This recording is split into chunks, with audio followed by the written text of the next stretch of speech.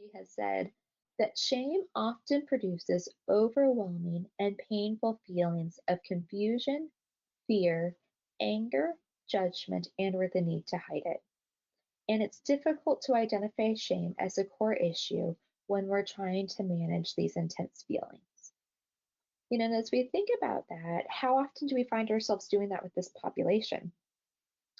I've heard countless times as we think about working with youth who've been exploited and needing to, um, start to process some of their stories, start to enhance their emotional vocabulary, work on some of their emotions, etc. So often, anger is identified, sometimes by us as providers because we recognize that anger and have told them or they've heard from other providers that they need anger management to manage that anger. We can many times see kind of the fear, the judgment, etc. But many part of town that isn't the safest, where it's kind of the part of town where, let's say, maybe individuals who are addicted to drugs, kind of that's where they are. You know, let's say that's kind of at the bottom of that hierarchy. We're working in, a high escort agency might be at the top. And so this is where, somebody who's more on that higher, on the higher part of the hierarchy can look at somebody, who's addicted to drugs and selling sex on the street and can judge them for who they are and what they're doing. And so this is where it's also important that we think about this.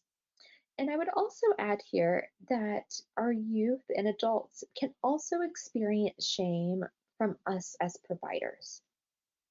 We might be doing that where we're aware of it. And I would say more than not, we do it in homes where we've been loved, where being loved was a given, where maybe even it seems like our parents could have backed off a little bit for how much they loved us because we got the message loud and clear. It can be really hard to understand what it is like for a child and then a young adult and even an adult to grow up and question whether or not they are loved. It could be hard then for us to understand how somebody would choose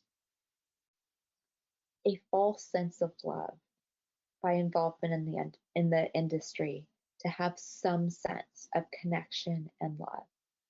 And so it's, I think, important again for us to think about who I am, what my experiences are, good, bad, and ugly, and how that impacts my work and ability to relate and connect with our youth.